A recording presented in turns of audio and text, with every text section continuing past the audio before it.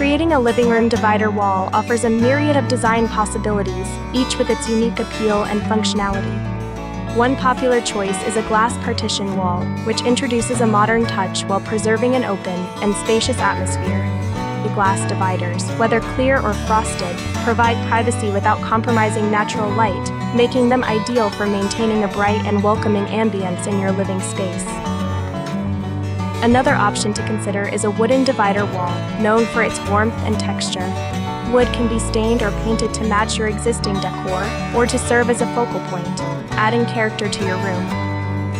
Additionally, decorative screen dividers offer an artistic flair, available in various patterns, colors, and materials.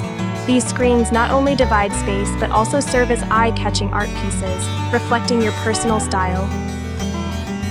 For those seeking an industrial or contemporary look, a metal divider wall can be a compelling choice. Whether sleek and minimalist or adorned with intricate designs, metal dividers add a touch of sophistication and visual interest to your living area. Alternatively, bamboo or rattan divider walls provide a natural and eco-friendly option, infusing your space with a cozy and earthy vibe while adding texture and dimension.